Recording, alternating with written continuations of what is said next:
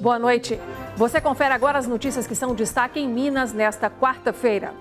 A polícia ainda não sabe o que motivou o ataque dentro de uma igreja evangélica na cidade de Paracatu, onde um homem matou 3 pessoas logo após ter assassinado a ex-namorada.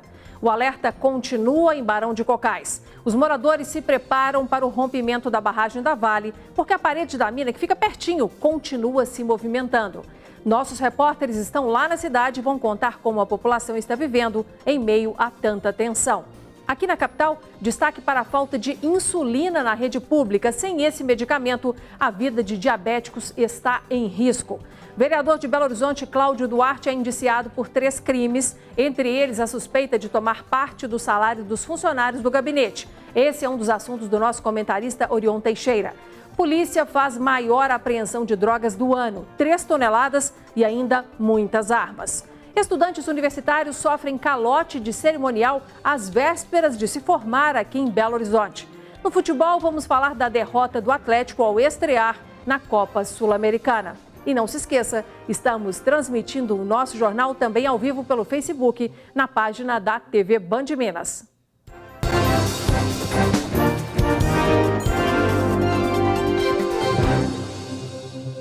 Está preso dentro de um hospital de Paracatu, cidade da região noroeste do estado, o homem que foi preso após matar 4 pessoas e ser baleado pela polícia. Rudson Aragão Guimarães, de 39 anos, matou primeiro a ex-namorada na casa da mãe dele e depois seguiu para uma igreja evangélica, onde terminou o ataque.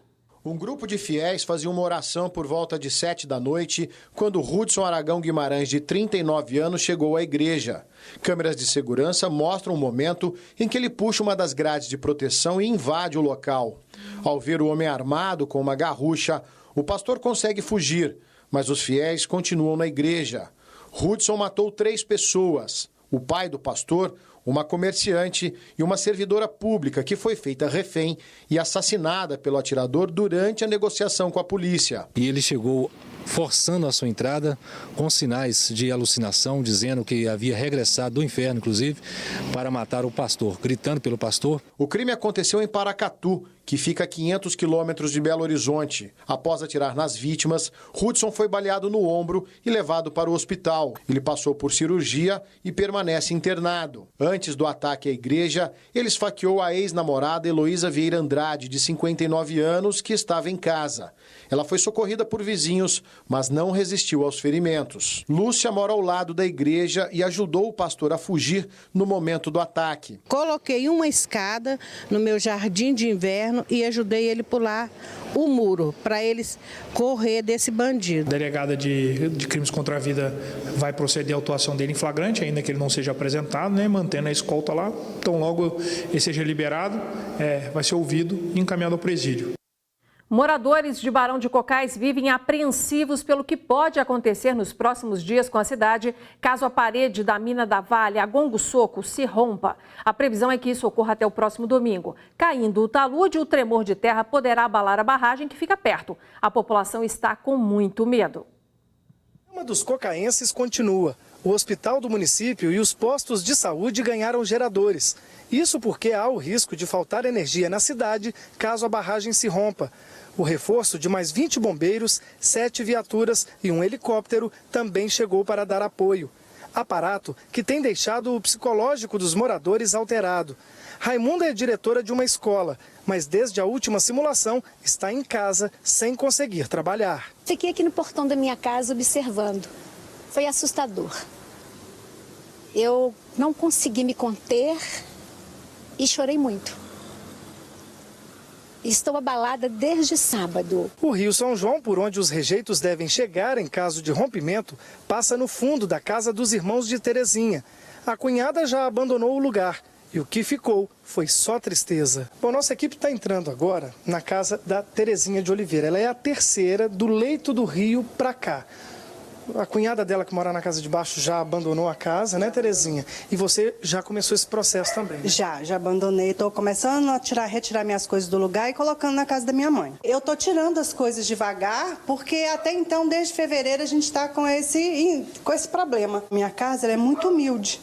mas eu levei muitos anos para poder conseguir tudo que eu tenho. A mãe de Terezinha mora numa parte mais alta da rua. Aos 92 anos, a idosa que nasceu aqui conta que está passando o momento mais triste que já vivenciou em Barão de Cocais. Eu não acredito que isso vai acontecer porque tenho o Deus que vai livrar nós de todo mal. Com o terço nas mãos, ela passa os dias rezando para que o pior não aconteça na cidade que ela tanto ama. Seja feita a vossa vontade, assim na terra como no céu.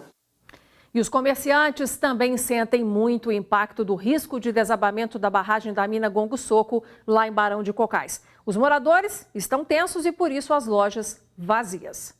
Nessa loja de roupas na avenida principal, nenhum cliente. A gerente conta que o movimento vem caindo desde fevereiro, quando veio o primeiro alerta de instabilidade da barragem, que fica perto da cidade. De lá para cá, ela já teve que dispensar uma funcionária. Tem gente de pagar funcionário não, porque não tem movimento, não tem cliente.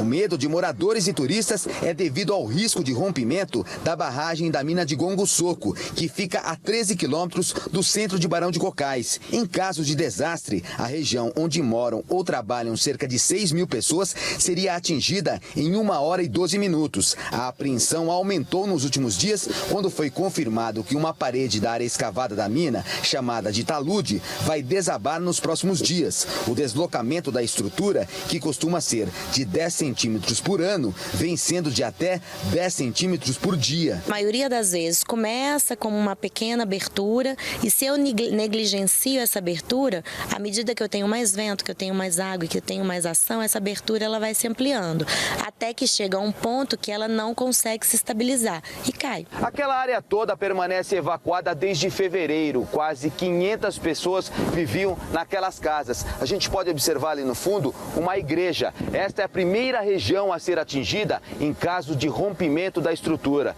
Para se ter uma ideia da distância daqui até a barragem, só fazendo um sobrevoo na região. A Vale apresentou ao Ministério Público um estudo sobre os impactos em caso de rompimento da barragem da mina de Gongo Soco, que será enviado aos órgãos competentes para que os dados sejam analisados. Entre as principais consequências detalhadas no documento estão a inundação generalizada de áreas rurais e urbanas com grave potencial de danos estruturais e perda de vidas humanas e problemas relacionados ao abastecimento de água, ao acesso a locais de terra e rodovias e ao fornecimento de energia elétrica. Uma carreta capotou e fechou o trânsito na MG 428 na cidade de Sacramento, no sul de Minas, nesta quarta-feira de manhã. Segundo o Corpo de Bombeiros, o motorista relatou que perdeu o controle da direção. A carreta carregada com biocombustível pegou fogo em seguida. Ninguém ficou ferido, mas por causa do risco de danos ambientais, a Secretaria Estadual do Meio Ambiente foi acionada. E um dos principais medicamentos para o tratamento do diabetes está em falta na rede municipal de saúde aqui na capital. Segundo a Prefeitura, desde março, a Secretaria Estadual não envia insulina. Pacientes que dependem do medicamento para viver já não sabem o que fazer e a quem recorrer para pedir ajuda. No Brasil, existe mais de 13 milhões de pessoas com diabetes. A cada ano, 70 mil crianças desenvolvem a doença do tipo 1. A cada 6 segundos, uma pessoa morre no mundo devido a complicações da doença. Estes dados são da Associação de Diabetes Infantil de Minas Gerais, que desde março deste ano trava uma luta com o governo do estado para conseguir as doses de insulina glargina, que estão em falta nos postos de saúde e são fundamentais para a sobrevivência de diabéticos. O que entristece a gente, né, é sempre esse descaso, a gente meio que sente-se órfão do poder público, porque é um tratamento que exige um arsenal muito grande para poder fazer um bom tratamento e, infelizmente, isso não é cumprido. No caso dessa insulina que está faltando, ela é usada em casos específicos de diabetes tipo 1, que é quando o pâncreas não consegue produzir a insulina de forma alguma. Nessa situação, ela é essencial para a vida do paciente. A filha de Cidinha descobriu diabetes quando tinha apenas 5 anos. Hoje já está com 18, mas o uso do medicamento é diário. Sem a distribuição nos postos de saúde, ela precisa desembolsar cerca de R$ 400 por mês. Nós estamos tirando do bolso, muitas crianças, os pais têm feito vaquinhas, pedindo ajuda aos vizinhos, é assim meio que humilhante. É triste. O Paulo passa pela mesma situação. A filha dele também foi diagnosticada com diabetes tipo 1 quando tinha 9 anos. Hoje ela tem 14 anos. A situação é bem complicada. A última vez que eu peguei insulina, a Glargina, que foi a única que foi suficiente para baixar a glicemia dela, que era muito descontrolada, eu peguei em dezembro, a última demanda no posto de saúde. De lá para cá, nunca mais peguei. Já tem mais de 3 meses que está faltando. E, às vezes, quando falta insulina, a gente fica louco, sem saber o que fazer. Em nota, a Secretaria Municipal de Saúde informou que é responsável apenas pela distribuição do medicamento nos postos de saúde e que a compra do remédio fica a cargo do Estado. Já a Secretaria Estadual de Saúde informou que já realizou a compra da insulina, mas que ela ainda não foi entregue por parte do fornecedor. Assim que chegarem, os medicamentos devem ser distribuídos para todas as cidades mineiras. Até lá, a preocupação do Paulo com a falta da insulina para a filha só aumenta. Às vezes tem que pedir dinheiro emprestado, porque não pode faltar. A insulina é a vida dela. E chegou o momento da nossa resenha semanal sobre política para deixar você por dentro dos bastidores de assuntos que são tão importantes para o nosso dia a dia. E quem analisa as notícias é o nosso comentarista Orion Teixeira, sempre muito bem informado. Boa noite, Orion. Boa noite, Inácia. Boa noite a todos. Orion, vamos lá então para o nosso primeiro assunto, que é o seguinte. É o encerramento do inquérito policial que investigou o vereador de Belo Horizonte afastado, Cláudio Duarte, do PSL, pelo crime de rachadinha, no qual ele supostamente cobrava uma parte do salário que é pago à equipe. 8 pessoas foram indiciadas por suspeita de integrar organização criminosa e pela prática do crime de desvio de dinheiro público. Um terceiro crime do vereador foi apurado aí pela polícia, que seria a obstrução de justiça, porque ele teria pedido, segundo os investigadores, que os funcionários do gabinete mentissem. Duarte nega as acusações e alega que seus assessores faziam apenas contribuições voluntárias ao Partido da Mobilização Nacional. O vereador e o chefe de gabinete, eles admitiram que havia esse recolhimento de valores dos funcionários. O vereador, só ele, foi indiciado também pela prática do crime de obstrução de justiça, já que ele atuou para embaraçar as investigações, sobretudo determinando que as pessoas mentissem seus depoimentos. E ainda sobre esse assunto, ontem a Câmara Municipal de Belo Horizonte decidiu investigar o vereador Cláudio Duarte por quebra de decoro parlamentar. Orion, agora que o inquérito está encerrado, a parte policial está pronta, dá para a gente imaginar aí que o mandato dele vai ser cassado pela Câmara ou não?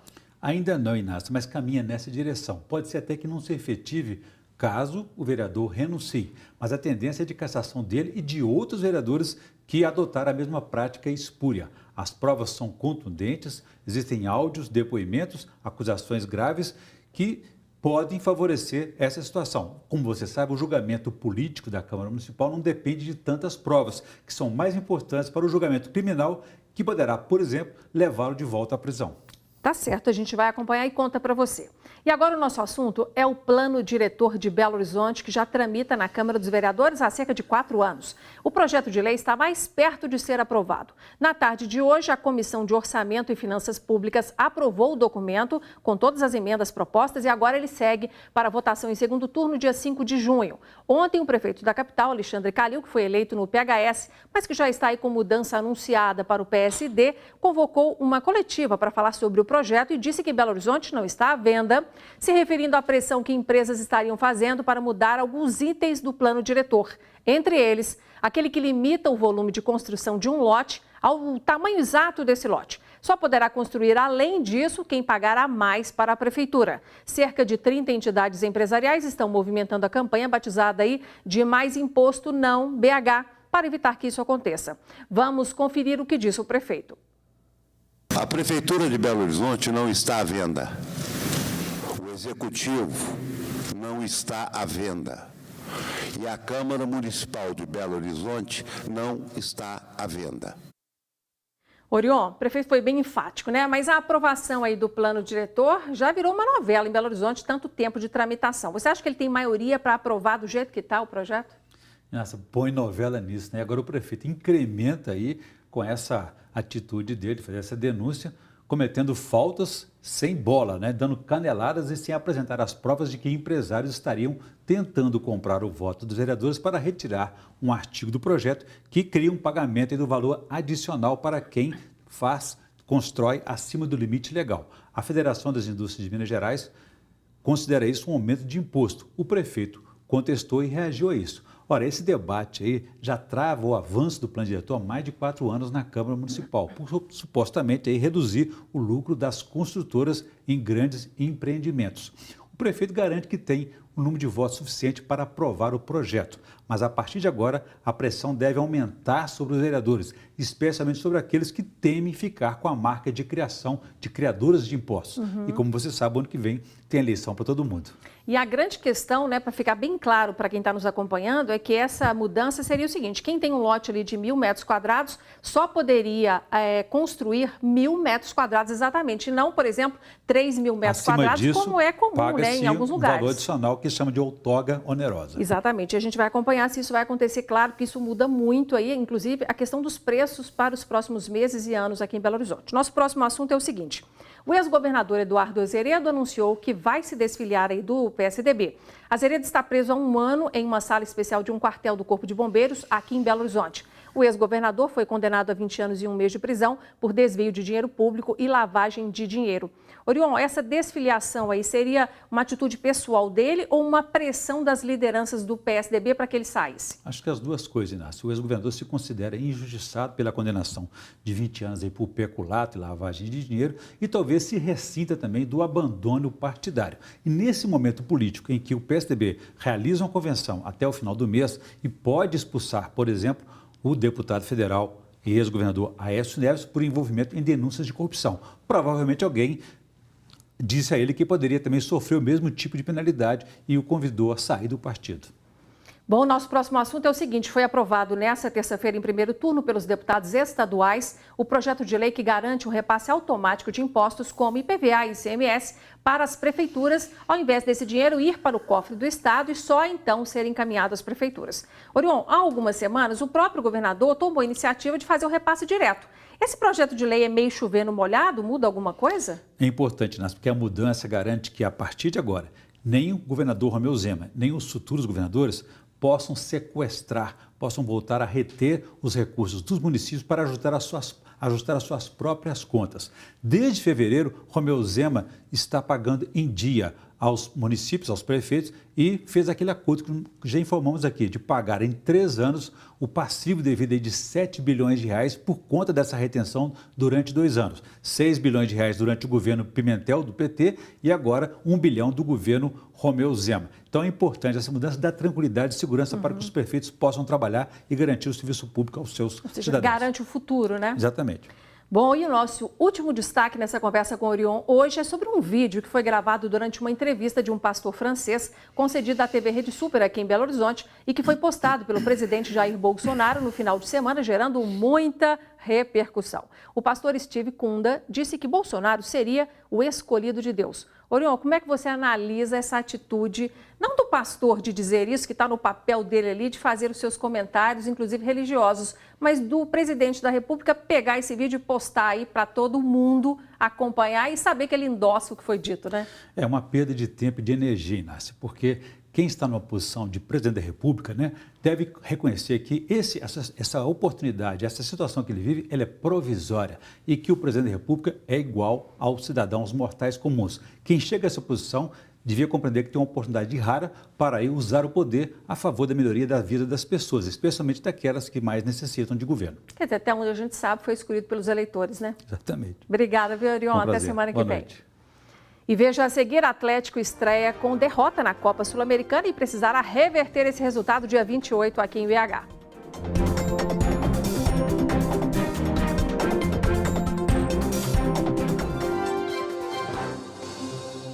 O O governador Romeu Zema anunciou hoje uma série de investimentos que devem potencializar a economia aqui no nosso estado.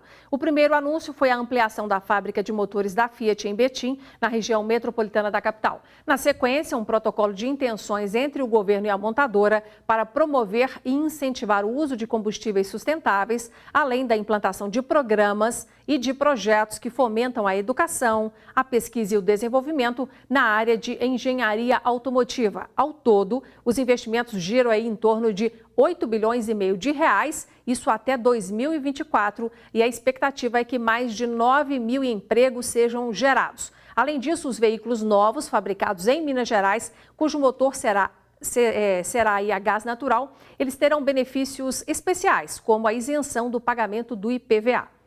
E agora o futebol. O Atlético começou mal na Copa Sul-Americana, estreando com derrota de 1-0 para o Unión La Calera, em partida realizada lá no Chile. O Galo tem chance de se recuperar no jogo de volta, que será em Belo Horizonte na próxima terça-feira, na Arena Independência. Quem comenta o desempenho do Atlético é o nosso repórter e comentarista André Salles. André, boa noite. Boa noite, Nácia. Boa noite para todo mundo. Me conta aqui, o Galo não levou todos os titulares. Isso, na sua opinião, explica o resultado?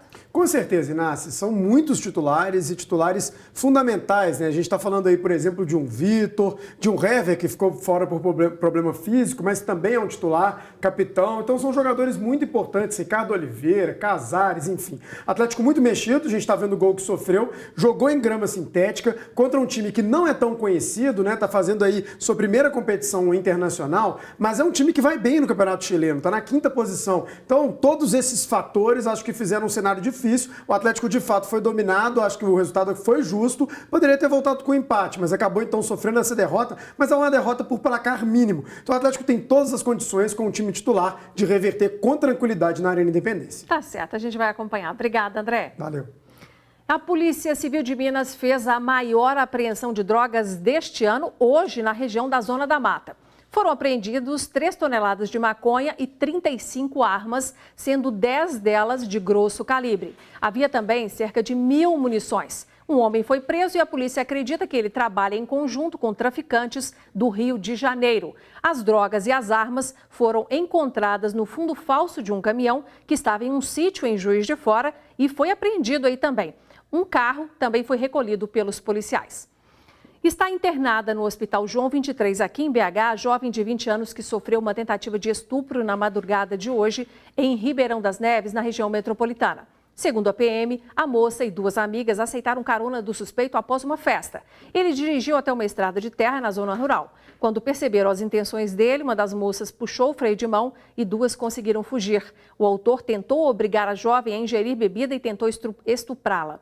A moça conseguiu pegar a garrafa e atacou o agressor. Ela fugiu, pediu ajuda de populares que então chamaram a polícia. O suspeito foi encontrado desacordado dentro do veículo. Vanderlei Rodrigues de Souza, de 29 anos, também foi levado para o Hospital João 23. O estado de saúde da vítima e do agressor não foram informados. E depois do intervalo, você vai ver que mais um cerimonial de formaturas dá calote em estudantes universitários aqui em Belo Horizonte.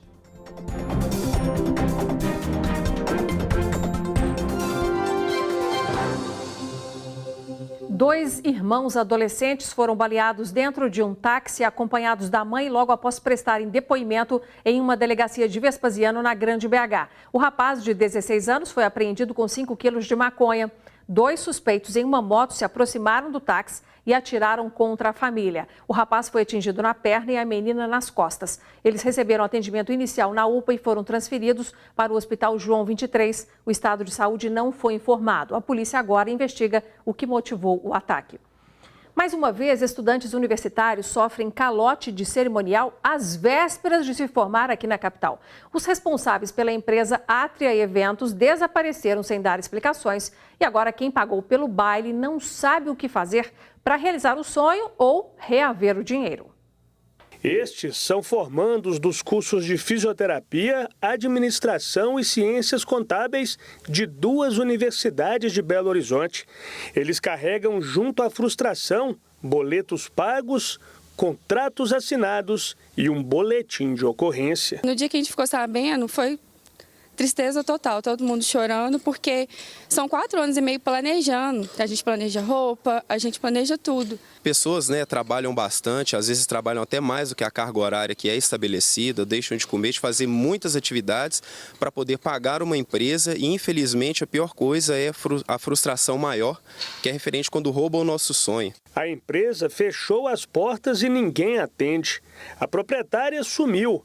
A festa da turma de Everton estava marcada já para o próximo sábado. Um prejuízo de quase R$200 mil. Planos e sonhos desfeitos. Infelizmente, todos os valores que nós pagamos não foram repassados para os fornecedores. Este advogado, especialista em direito do consumidor, diz que muitos detalhes devem ser levados em conta na hora de fechar esse tipo de contrato, como pesquisar minuciosamente sobre a empresa, inclusive junto aos tribunais do Estado, em sites de reclamações e no Procon Municipal. Segundo ele, a comissão de formatura deve consultar sobre a empresa. Ele ainda alerta que a busca por direitos tem que ser imediata. Verificou o problema? Verifique o que está acontecendo perante a empresa. Não teve retorno? Procure seus direitos de acordo com o Código de Defesa do Consumidor e, principalmente, ajuize ação judicial rápida. Os jovens correm contra o tempo, realizando vaquinhas pela internet para que ainda consigam realizar as festas de formatura. Estamos contando com a colaboração dos nossos amigos, dos nossos familiares, para que o evento aconteça. Se grande está sendo aí o nosso prejuízo, eu tenho certeza que maior está sendo a nossa vontade de realizar o evento. Nós tentamos um contato com os donos da Atri Eventos, mas não encontramos ninguém. Nosso jornal fica por aqui. Eu agradeço a sua atenção nesta quarta-feira. Amanhã quero contar de novo com você. Até lá e boa noite.